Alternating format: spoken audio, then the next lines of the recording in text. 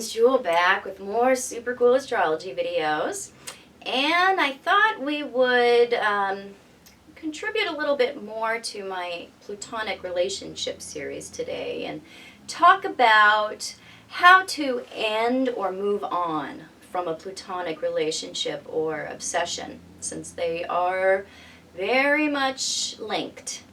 So Pluto is that energy that is what we choose to bury, what we choose to not acknowledge, what fuels our passions because it is what we deeply want and deeply crave, but aren't so aware of it because these are very hidden parts of ourselves.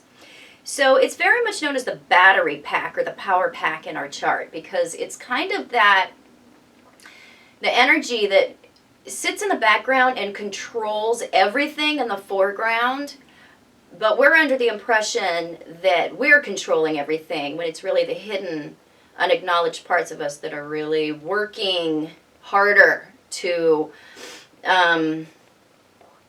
spur us to make certain choices or take certain actions. So human beings, we're very much oriented to think that we are conscious, rational people, and really that's not the case. We are very much motivated by our unconscious desires, and we are inherently irrational because we base most of our opinions, choices, decisions, beliefs on feelings, and very little on actual facts or rational thinking. So we are a real interesting lot, us people. So, obsessions cause an imbalance that needs to be seen and acknowledged, because a lot of times when we are in the throes of a Plutonic obsession, we are convinced that it is true love and that it is something that we need to pursue, because if we don't, we will never be happy again, or we will never achieve the quality of happiness that this other person represents to us. So we neglect other parts of our life in lieu of dedicating energy to our obsession when we are involved in these types of relationships. And Pluto has this very consuming quality. When we become obsessed, we actually are heavily addicted to this relationship or this other person, or the possibilities that this other person presents to us. That's a big one. The possibilities with Pluto. And we are very much, we almost like abduct our own minds when we fall into a Plutonic obsession. We become the own Pluto to our Persephone when we do this, because we put our own selves in this position where we are very much trapped in our feelings, or very much trapped in our desires. So when those are not returned, this is extremely painful. And the thing is we have to pull back and take back conscious control when we are in the midst of this. Conscious control of our own desires, and not pin those desires on another. So it's very devastating when we find ourselves not having the object of our obsession return our feelings, because we have so heavily invested in them needing to make us happy, or needing to acknowledge our love or love us back, because then we can be happy. So we have to move on when one of these relationships ends, or when it becomes clear that we are the only one obsessed, or maybe we're both obsessed but we can't be together. Whatever the case, you have to eventually move on. And how do we do that? This is a real a real hot topic among, scorpionic people, Plutonic people, people that have a lot of eighth house, because they are more prone to these types of relationships. So, moving on involves several things. It's very important to recognize that the other person is not the source of your happiness. You have to take back control of your own future, because we very much give that away when we are in one of these heavily passionate and Plutonic relationships. We can find that, the future that we had previously imagined for ourselves, we give that over completely to this new obsession and really forget about our previous plans. So you have to remember and acknowledge that it is not coming from them. Your happiness is not stemming from this person. It never was, because we get very much convinced that we'll never be happy unless this person will love us back, or will love us the way that we want them to love us. So another one is that we have to accept that the feelings, the intense feelings that we feel in these relationships, and the longings that we have for the other person, they may always be there. There is always going to be a memory of a great passion when we have had a lot of Pluto between us, or when we are heavily Plutonic ourselves. It's not ever going to get to the point that you can just forget about it, because of the nature of Pluto, what it represents. It is our deepest desires. So it's pretty rare to be able to just completely cut that off and have no memories of that going into the future. And that's a lot of the fear associated with moving on with people, is they are really afraid that they will be wasting their time trying to move on, because they already have a sense that they are always going to be subject to these feelings of passion. And that's just part of it.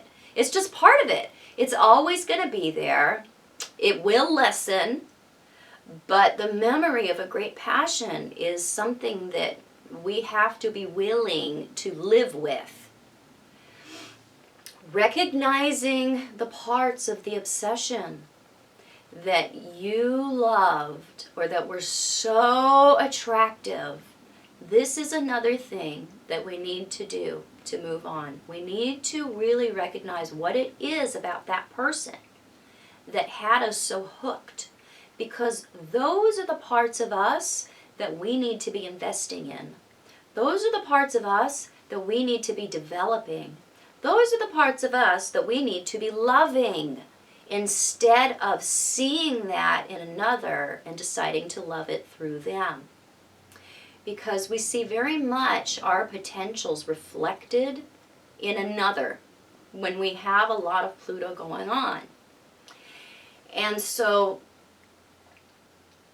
bringing that love that we had pinned on the other, specifically to those missing or undeveloped parts or places within ourselves, really provides a balm that is very effective when we are trying to leave one of these obsessional relationships. Focusing on yourself is a huge one with this, because when we become addicted or obsessed with somebody else, we abandon ourselves and we focus on them, and we very much forget about our own needs. And we start a lot of times developing the characteristics or the qualities or the lives that we think the other one is going to want to see in us. So bringing the energy that you have been putting out there onto them back to you is huge. Another one is that this addiction will need to be replaced with something new.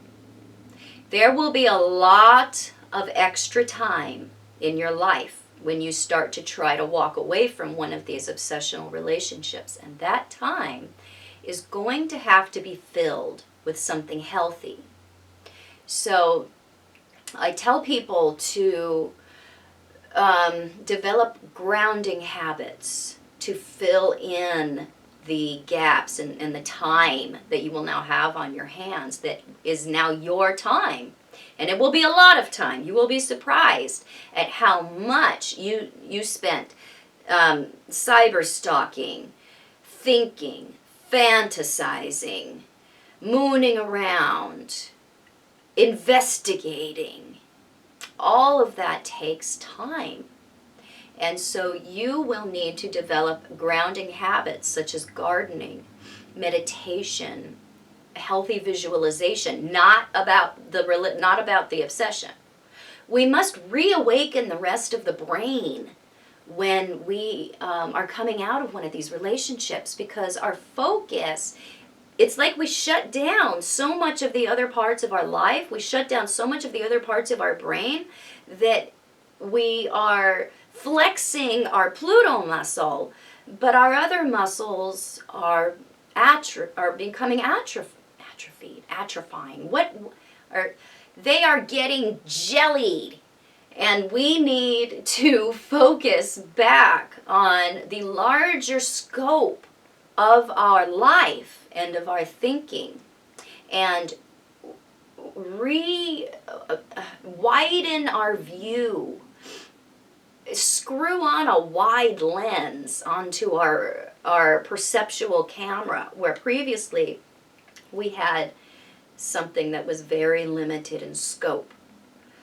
So it's very important to find something that works for you to fill in that time, and it needs to be something that is going to be grounding, because Pluto is not. Pluto is a very existential force, and we need to be doing Venus types of things that are very much about the senses and bringing us back into our bodies, because it's almost like we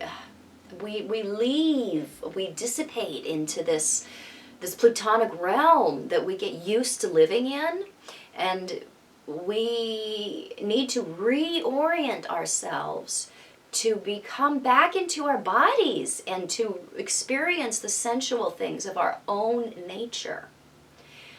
So another one is that healing may require moving or changing your routine or your persona, your looks. Something has to change in order for us to get to a point of moving on. Very, very important for people to get a change of scenery, go on a vacation, maybe move to a different town, change your appearance. This infuses us with a new passion for our own life and really reawakens us to the new possibilities, where we have to make that leap from the old to the new. And a lot of times, change is the way to do that. Pluto doesn't like change. Pluto is that energy that is happy with the way things are, but the thing is the nature of Pluto is that he's about change.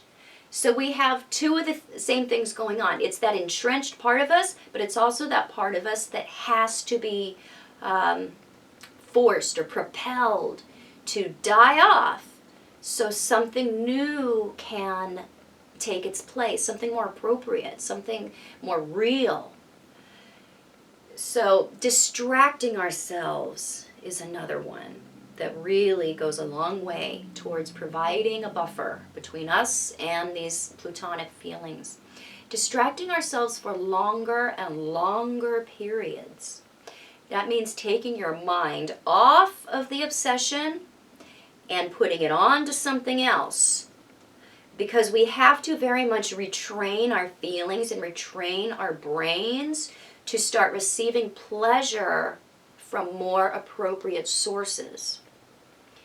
And when we distract ourselves with something that is distracting, something that is encompassing, something that is interesting, something that requires our attention or our focus. Humans are very much like horses. I have horses, so I use a lot of horse psychology with my children. We can really only focus totally on one thing at a time. And so when we can bring our focus, our attention from the relationship, the obsession, we are developing our strength in another area. So we are taking that attention and putting it somewhere that is going to provide, I want to say, more interest than the Plutonic obsession. So when we distract ourselves for longer and longer periods of time, we can kind of build that interest muscle. We can build the excitement that we put into other endeavors, because we have to break that focus. And the number one thing that I recommend for people who are trying to move on from this kind of obsessional tie is that having a cord cutting ceremony or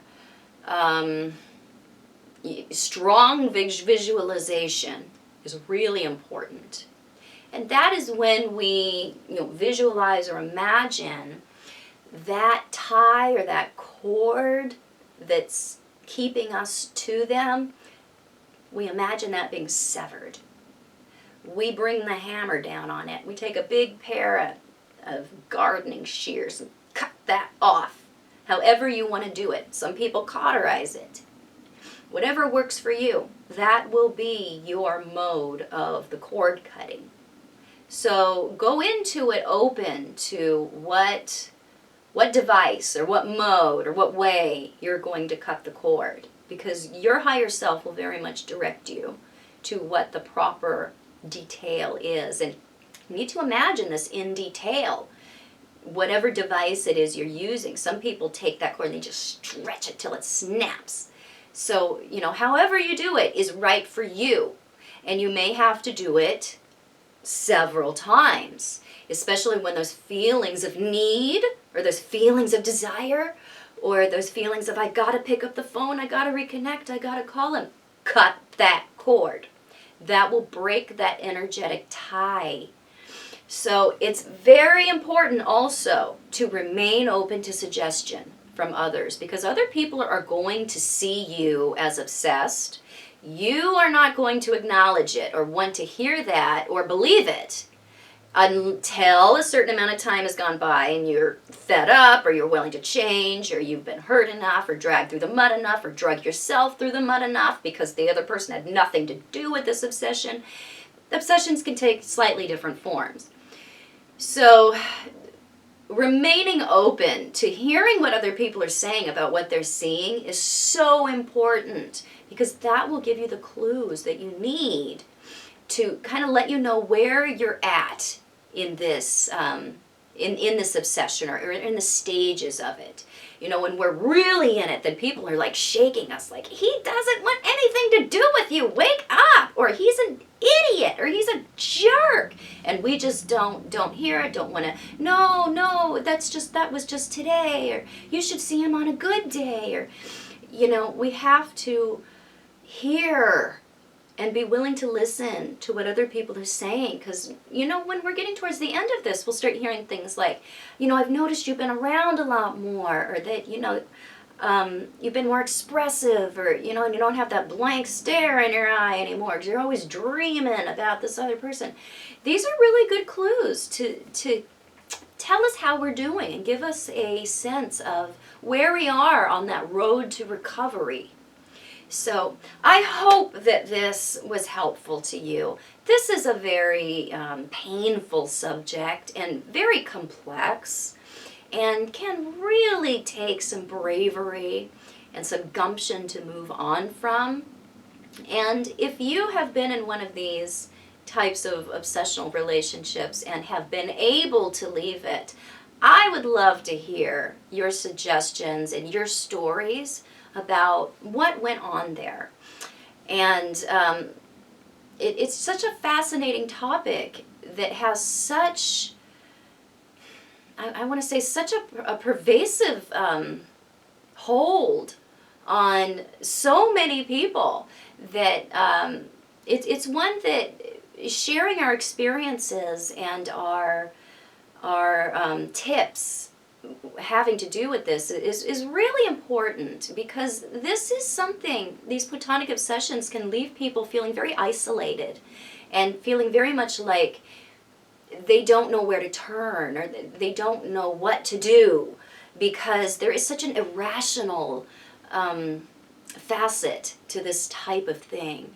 So please subscribe to my channel if you have not done so. You can find the link right down below. You can find me on Facebook at Truth in Aspect Astrology, where you should be following me, because I do birthday descriptions, the astro weather forecast. I also specialize in planetoids and asteroids, so you can find my writings over there on those. My new website is coming out super soon. You can pre-order my book at Astrology Wizards on Facebook. That is the group page that I run with my two professional astrologer colleagues, and I will be back super soon with more amazing videos. Bye-bye.